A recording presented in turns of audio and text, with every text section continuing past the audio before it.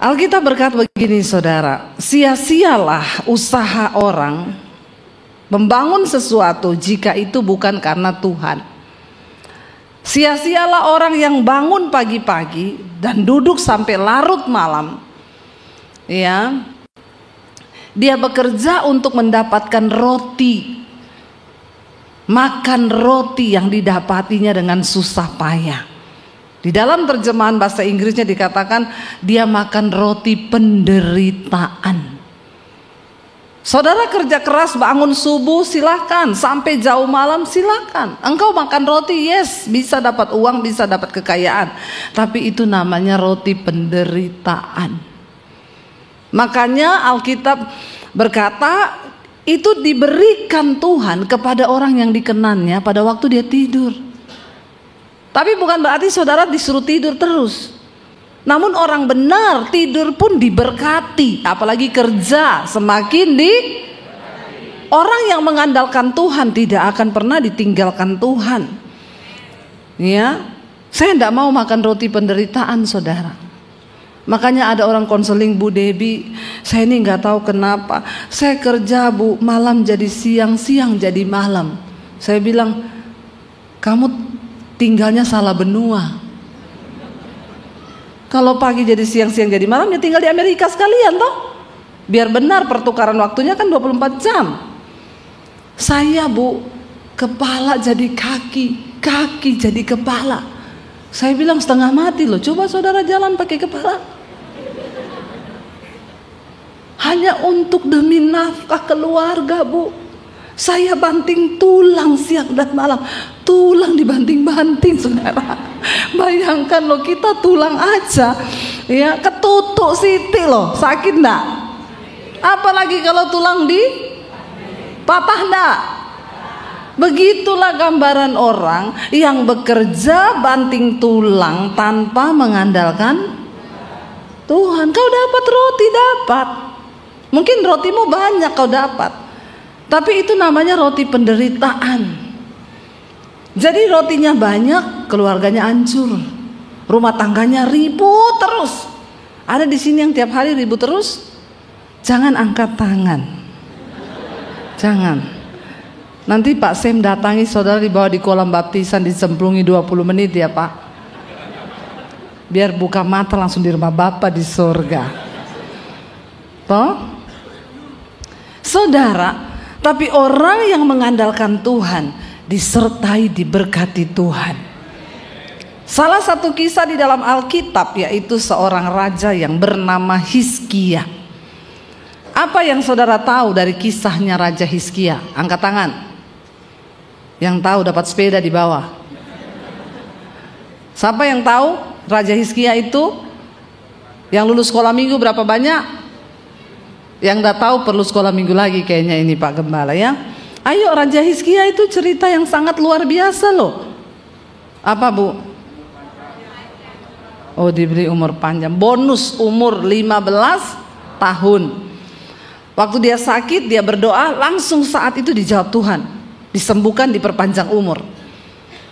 Kita sudah berdoa 10 tahun ini Ibu, saya berdoa 30 tahun Ibu, tidak dijawab-jawab. Hizkia berdoa saat itu dijawab. Amin. Saudara mau nggak berdoa saat ini dijawab? Diberi Tuhan kepada orang yang dikenannya. Loh, saya kadang belum berdoa loh, baru timbul di hati loh. Baru timbul di hati ini. Ya, saya kemarin tanggal 5 peresmian sekolah misi Alkitab saya di Bandungan. Tepuk tangan dong buat Tuhan. Saya tidak jalankan proposal, semua karena Tuhan. Ya, saudara, apa yang kami butuhkan? Saya belum ngomong, belum doa, belum. Baru ngomong suami saya, udah mau peresmian, ndak ada furniture loh di sekolah. Iya ya, ntar aja nanti kita carilah yang murah-murah aja. Langsung WA masuk, ting, shalom Ibu, saya punya pabrik furniture, saya disuruh Tuhan hubungi Ibu. Apa yang Ibu butuhkan untuk sekolah misi Ibu, semua akan saya penuhi. Wow enggak? Wow. Bukan wow lagi, wow wow wow. Saya khotbah yang ke-7 ini kok semakin semangat ya Bu. Kalau sampai jam 10 mau ya? Anda puas, saya lemes. Mau. Iya loh, orang dikenan Tuhan tuh enak saudara. Apa yang dia pengen Tuhan bilang loh. Ya, keinginan hatinya tuh dipenuhi Tuhan. Saya pernah diundang pelayanan saudara. Saya ini nggak pernah tentukan tiket pesawatnya apa, hotelnya apa, nggak pernah. Ibu mau naik pesawat apa? Batik aja yang murah. Ibu hotelnya apa? Yang penting hotelnya ya nyaman lah. Saya diundang ke Morowali, masuk hotel airnya coklat. Mau sikat gigi, buka wastafel, suami saya bilang, "Say, coklat loh airnya." Maklum, sumber airnya langsung dari sungai. Jadi kalau hujan jadi kopi susu itu air. Jadi sikat gigi pakai aqua saja, lah mandi keramas pakai itu yang coklat. Nggak apa-apa Tuhan kuduskan. Saya nggak pernah meminta hotel yang seperti apa. Tiba-tiba diundang ke satu pelayanan. Saya tanya sama suami, hotelnya apa ya? Hotel ini loh. Saya nggak pernah dengar nama hotel itu. Jadi saya bilang sama suami saya, mungkin karena hotel ini di atas bintang 5, berarti bintang 7. Puyeng dong ya. Itu kan obat sakit kepala toh.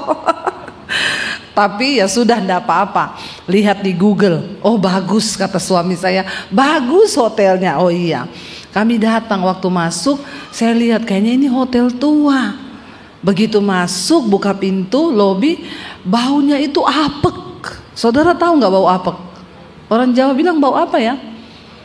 Bau apek gitu, lembab, bau jamur, bau yang sudah lama begitu ya. Saya lihat sekeliling, saya bilang sama suami saya, nggak ada orang, cuma kita berdua. Bahkan room boy saya nggak lihat, resepsionisnya 1 orang. Ini hotel tua, saya nggak ada orang, kita toh, nggak apa-apa diam aja ya sudah, kami bayar, kami datang di lobi gini-gini, dibawa lah naik saudara. Sampai di atas buka kamar, karpetnya karpet jadul, semuanya tua. Terus waktu saya lihat bed covernya warnanya kuning, bukan karena memang warna krem, tapi putih yang sudah menuju ke kuning karena kelamaan. Bukan hanya itu spraynya sudah sobek-sobek, bed covernya sudah sobek kayak dimakan rayap. Waktu buka bed covernya mau tidur, kutu busuk banyak. Saya bilang sama suami, aku ndak bisa tidur di hotel ini. Pertama, kayaknya seluruh hotel cuma kita tamunya. Kau lihat ke bawah itu kolam renang, ndak ada orang satupun. Suami saya bilang, oh ini ndak ada orang. Agak-agak singgup bagaimana itu hotel. Saya bilang yang kedua, kenapa saya ndak mau tidur sini? Banyak kutu busuk yang ada. Kita nggak jadi pelayanan, garuk-garuk semua ini, bentol-bentol digigit kutu busuk. Saya bersin-bersin itu bau karpet yang sudah apa. Saya bilang sama suami, kita pindah hotel. Suami saya bilang, oh tapi gimana ya? Oh tidak enak juga, ntar dipikir kita ini pendeta minta-minta pindah hotel. Gini aja kita cari hotel dekat sini. Di sekitar situ banyak hotel yang ada nama, harganya sama, bukan soal mahal. Tapi kan hotel yang hidup, ini kan hotel mati, tidak ada orang. Loh tidak ada orang saudara. Akhirnya saya bilang sama suami saya, ya sudah kita cari aja yuk hotel lain. Tidak usah ngomong ke panitianya.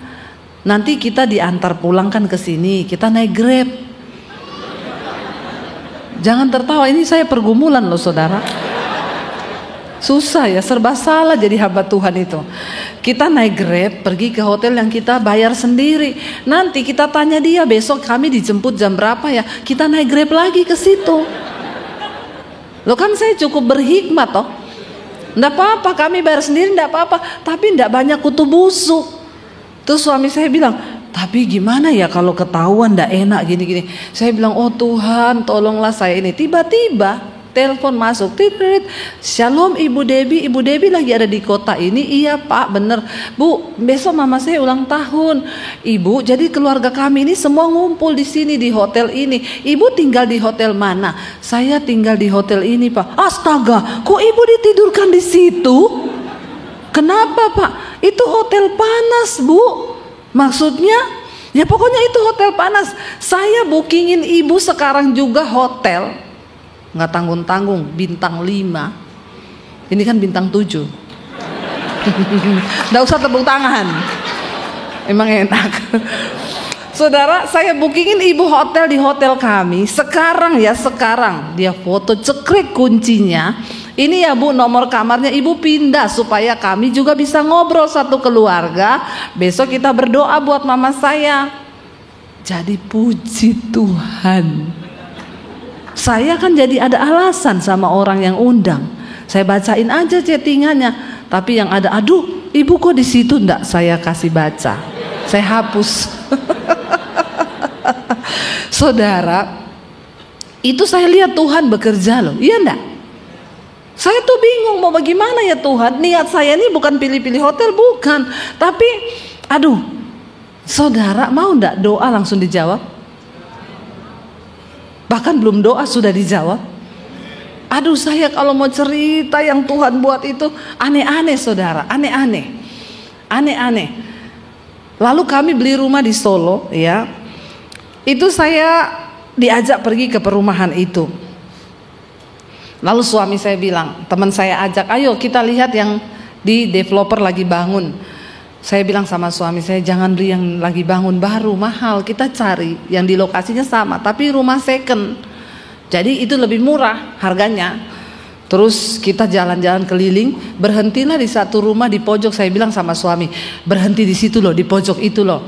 Kenapa? Aku pengen rumah di pojok itu. Suami saya gini, ngawur. Wong rumah di tempat yo, meh dituku loh. Saya bilang saya mau yang itu, soalnya itu di pojok. Ngawur loh, itu enek wongnya tinggal gitu. Wong ini orang tinggal lo, ndak ditulis dijual lo, main dibeli. Tapi aku mau bilang sama Tuhan, aku mau yang itu. Dia cuma ngawur, yuk cari yang lain sih. Balik lagi kita bulan depan ke lokasi yang sama. Diajak teman saya lihat, ada yang dijual di sana Bu. Saya bilang, saya lewat lagi yang rumah pojok itu. Ngawur loh, wong ndak dijual lo, lewat tuh aja lewat. Tuhan, lewat lagi dia, Tuhan, aku mau yang ini Tuhan. Ya.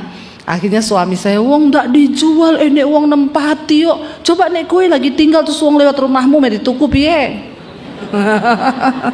Yo karepe aku minta sama Tuhan kan boleh. Bulan depannya lagi kita nggak serak semua yang ditawarin.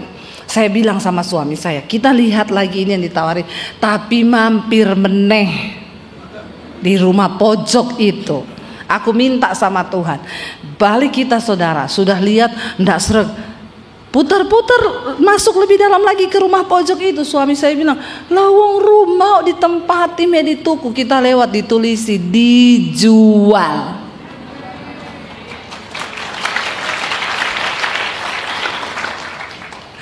Tuhan memberi keinginan saudara, hati orang yang dikenanya. Saya bilang loh dijual. Telepon.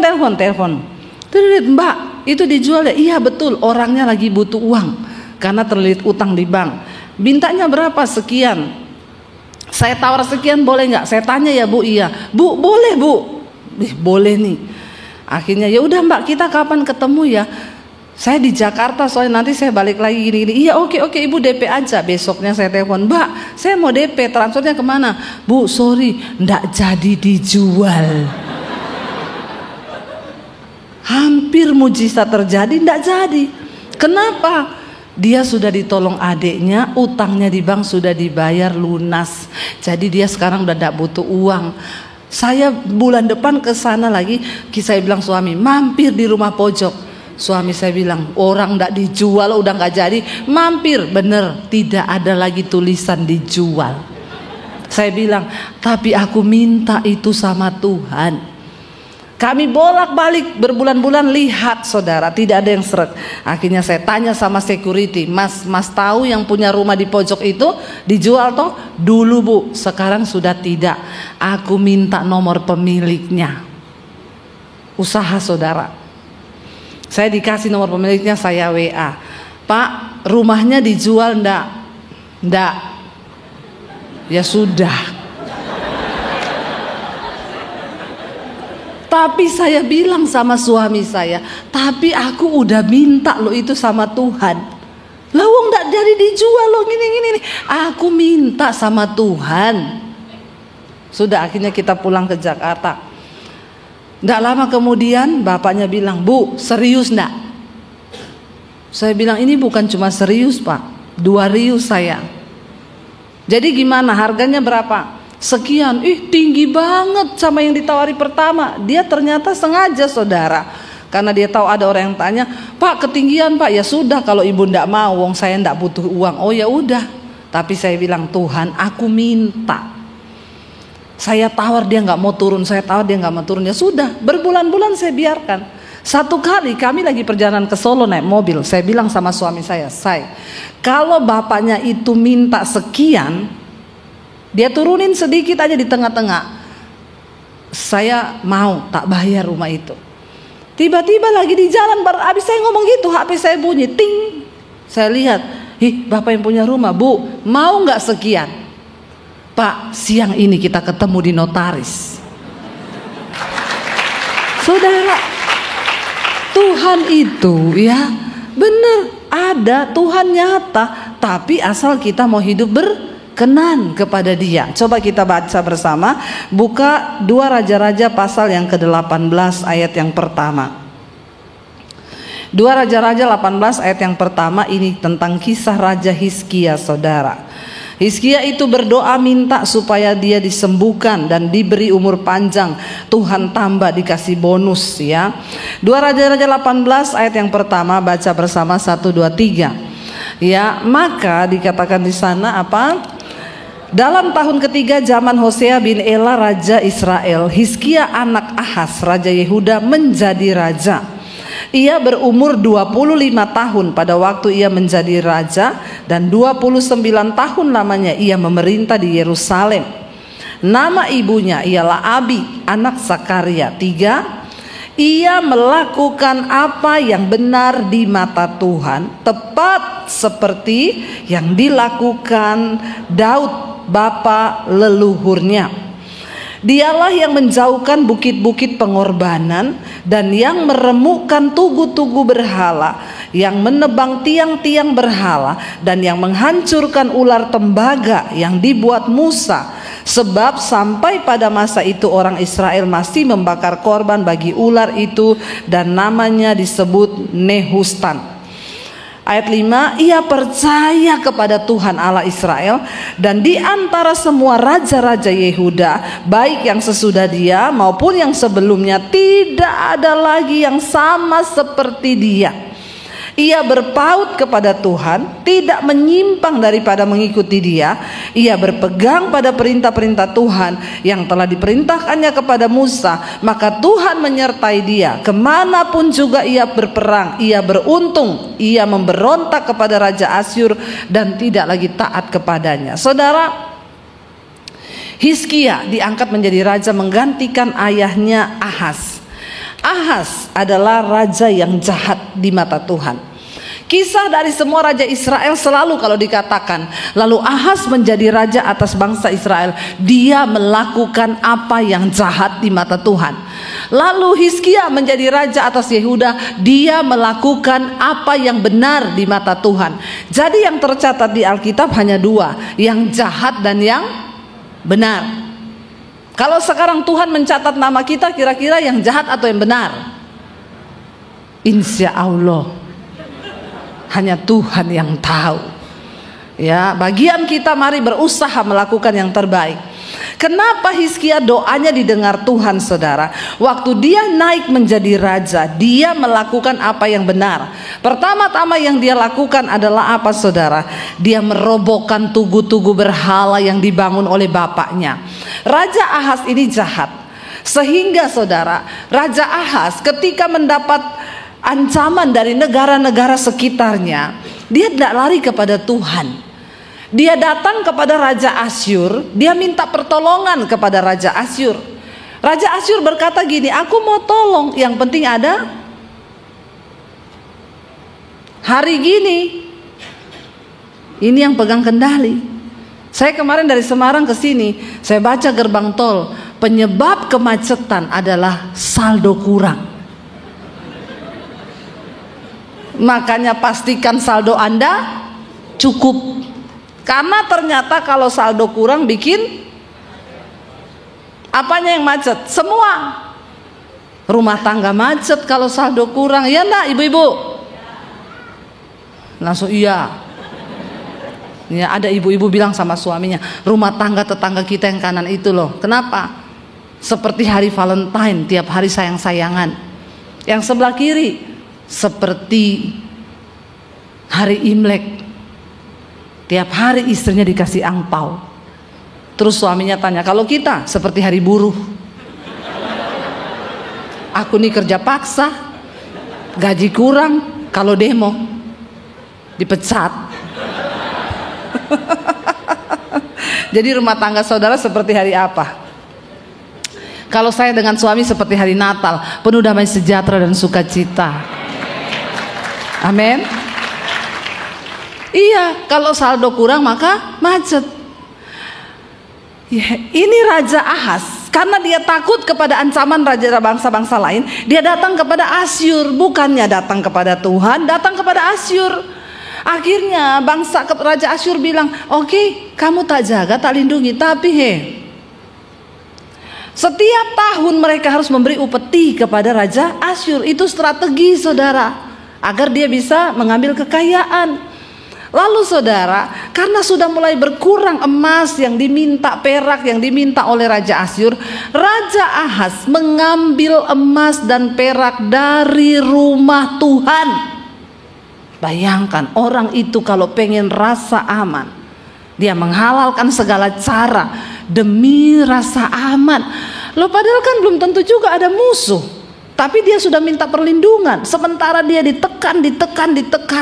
Apalagi kalau sudah mendekati jatuh tempo, dia ditelepon Raja Asyur, siap ya, akhir bulan ini anak buahku datang, kamu tambah upetimu, kalau enggak aku enggak jaga kamu. Hidup seperti gitu enak enggak saudara? Jangan pernah menaruh pengharapanmu kepada sesuatu yang lain selain kepada Tuhan. Nah, ketika Hizkia naik menjadi raja, Alkitab berkata dia hidup benar di mata Tuhan. Dia menaruh percayanya hanya kepada Tuhan. Jangan taruh rasa percayamu pada sesuatu yang lain. Taruh kepada Tuhan. Bahkan ketika dia naik, akhirnya terjadi apa saudara?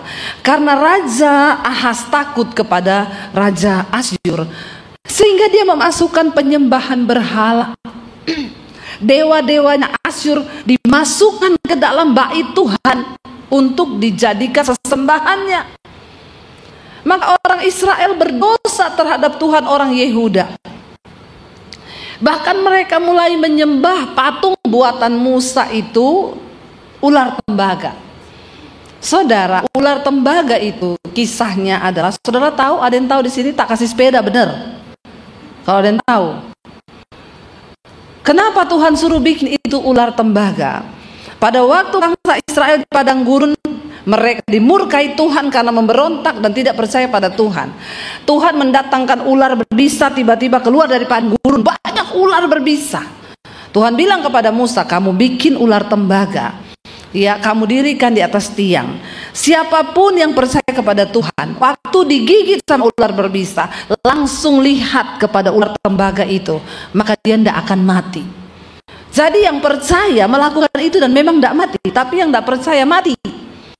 Nah, ketika patung itu dari kisah Musa dulu dibawa sampai ke kisah raja-raja ini, patung itu disembah menjadi berhala di bangsa Israel, di Yehuda. Ya, lalu Tuhan marah. Jangan engkau mengkultuskan mengkultuskan sesuatu sehingga itu menggantikan Tuhan dalam hidupmu. Ada orang-orang Kristen yang agak aneh bilang sama saya, "Bu, saya waktu bangun rumah saya ini, Ibu tahu, batu peletakan pertamanya ini tak bawa dari Yerusalem." Saya kadang bingung ya. Terus kenapa ya Pak kalau batunya dari Yerusalem? Diberkati, Bu. Saya bilang, terus gue harus bilang wow gitu. Biar kau bawa batu 1 kontainer dari Israel buat bangun rumahmu, kalau kau tidak bertobat, tidak tunduk kepada kebenaran, tidak hidup bertobat dalam kekudusan, tidak mungkin hidupmu diberkati Tuhan. Jangan mengkultuskan sesuatu. Saya di Israel dibawa ke toko perhiasan, Bu. Saya bawa ke toko, ini beda dari yang lain. Cincin batu aki. Berapa ini? 100 juta. Di Indonesia gratis. Banyak batu aki lebih bagus lagi. Beda, Bu. Kenapa beda? Batunya dari ruang Maha Kudus. Batu dari ruang Maha Kudus, saya yakin kalau saudara pakai tanganmu gak keras sendiri. Bukan apa-apa, 100 juta soalnya. Jangan mengkultuskan sesuatu. Kau taruh salib besar di rumahmu. Saya tanya, kenapa kau taruh salib? Biar setan masuk takut, Bu, sama salibnya. Anak kecil dikasih Alkitab sama gunting. Ini adalah hal-hal yang Tuhan benci, saudara. Engkau mengkultuskan sesuatu, bukan lagi imanmu kepada Tuhan. Lalu Hizkia merobohkan semua itu. Lalu dia mulai membawa bangsa Israel untuk berseru kepada Tuhan. Buka bersama 2 Raja-Raja pasal yang ke-19, saudara. 2 Raja-Raja pasal yang ke-19. Ya, di sana akhirnya Raja Asyur mengirimkan surat, ayat yang ke-10, kepada Raja Hizkia. Dia katakan begini, saudara, baca bersama 1, 2, 3. Beginilah harus kamu katakan kepada Hizkia Raja Yehuda, janganlah Allahmu yang kau percayai itu memperdayakan engkau dengan menjanjikan Yerusalem tidak akan diserahkan ke tangan Raja Asyur. Sesungguhnya engkau ini telah mendengar tentang yang dilakukan raja-raja Asyur kepada segala negeri, yakni bahwa mereka telah menumpasnya. Masakan engkau ini akan dilepaskan? Sudahkah para Allah, huruf kecil, dari bangsa-bangsa yang telah dimusnahkan nenek moyangku dapat melepaskan mereka, yakni Gosan, Haran, Resef dan Bani Eden yang di Telasar? Di manakah raja negeri Hamat, ya, dan Arpad, raja kota Sefarwaim, raja negeri Hana dan Iwa? Saudara, ayat 14 berkata, baca dengan suara keras, Hizkia menerima surat itu dari tangan para utusan, lalu membacanya. Kemudian pergilah ia ke rumah Tuhan dan membentangkan surat itu di hadapan Tuhan. Sampai situ. Saudara lihat, waktu Hizkia membaca surat ancaman itu, layaknya seorang raja, saudara, kalau dia dapat ancaman itu harusnya dia lakukan apa? Kumpulkan semua pasukan, panggil semua panglima perang. Kita dapat ancaman perang, segera latih semua pasukan. Kita harus pasang kuda-kuda. Tapi Hizkia seorang yang memiliki iman percaya kepada Tuhan. Setelah dia membaca surat itu, kata firman Tuhan, dia datang ke rumah Tuhan, lalu dia membentangkan surat itu di hadapan Tuhan. Saudara, apa yang hari ini bagimu merupakan tantangan terbesar? Jangan cari manusia. Mungkin hari ini engkau terima surat jatuh tempo atau surat lelang. Tidak usah kau foto itu lalu kau kirim ke Pak Samuel. Apalagi kau kirim ke saya. Ya, cari Tuhan. Berseru kepada Tuhan. Saya ingat waktu saya dikejar debt collector dulu. Dia tendang pintu pagar saya, perang. Semua tetangga keluar. Pendeta, utang tidak bayar. Ngomong Tuhan, Tuhan, mana Tuhanmu, bayar utangmu. Saya masih ingat namanya Victor.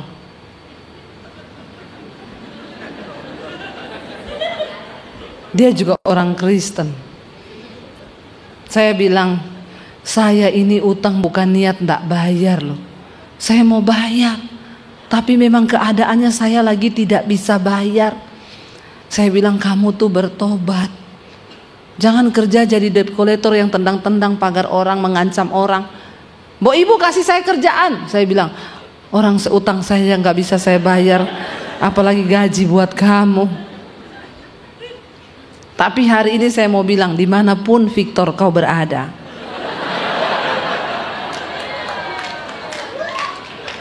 Tuhanku itu hidup.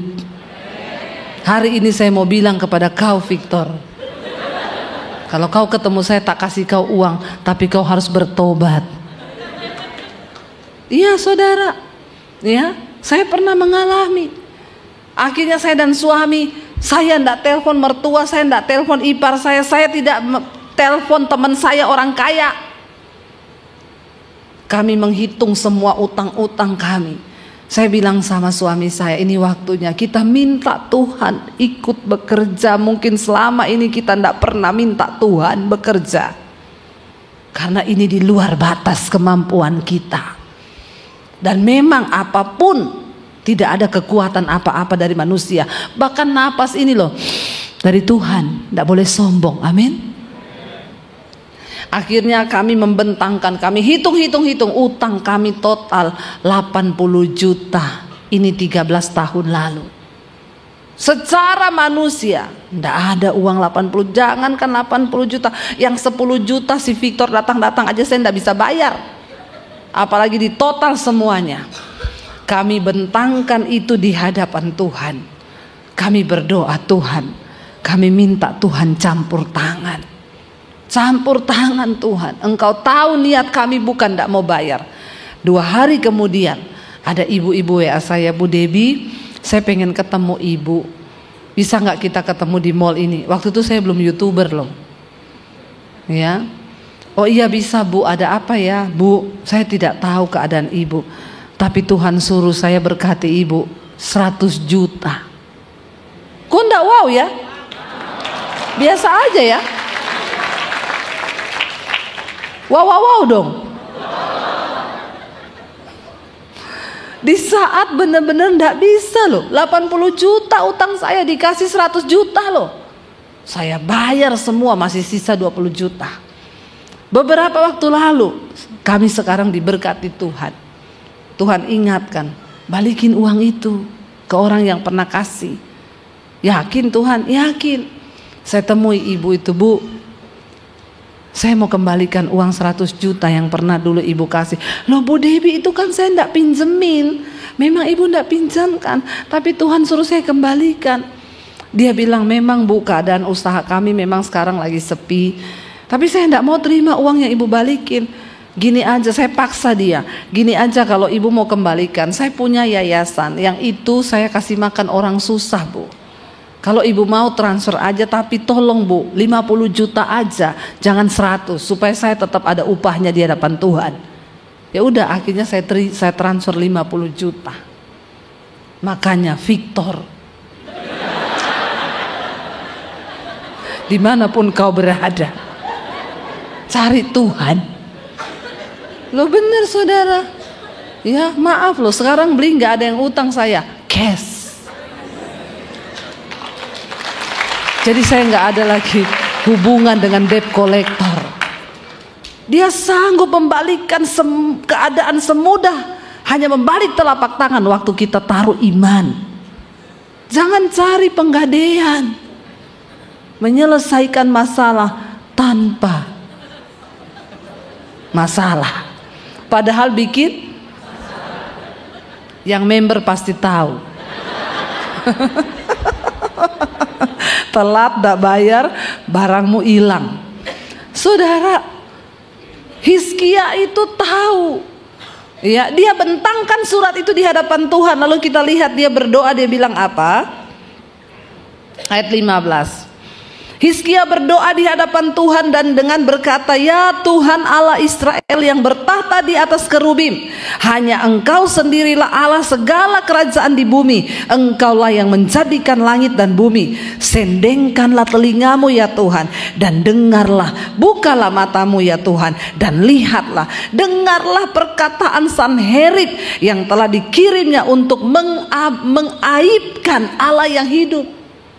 Dia membuat aib nama Tuhan. Dia pikir Tuhan itu mati. Ayat 17, "Ya Tuhan," Hizkia berdoa ini sambil menangis pasti karena dia ketakutan juga.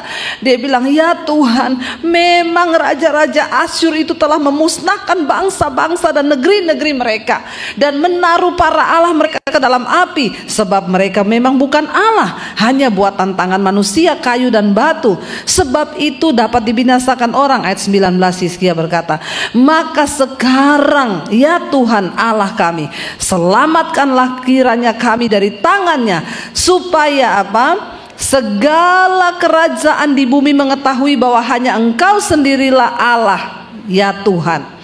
20, lalu Yesaya bin Amos menyuruh orang kepada Hizkia mengatakan, "Beginilah firman Tuhan Allah Israel." Ya, dia bilang, "Apa yang telah kau doakan kepadaku?" Ya, dia bilang apa saudara? "Aku telah mendengarnya." Ya, Tuhan berkata, apa yang kau doakan ya mengenai Sanherib itu, Tuhan telah mendengarnya. Saudara, Hizkia berdoa didengar. Saya percaya kalau kita juga menjadi orang yang berkenan pada Tuhan, kita berdoa didengar. Jangan tunggu 30 tahun, 50 tahun, kelamaan. Kenapa kita berdoa lama dijawab? Karena ada penghalang doa. Jadilah orang yang berkenan. Kita lihat jawaban doa 2 Raja-Raja 19 ayat 32. Ya, kita baca bersama. Ini jawaban Tuhan kepada Hizkia sebagai orang yang takut Tuhan. Baca 1, 2, 3. "Sebab itu beginilah firman Tuhan mengenai Raja Asyur.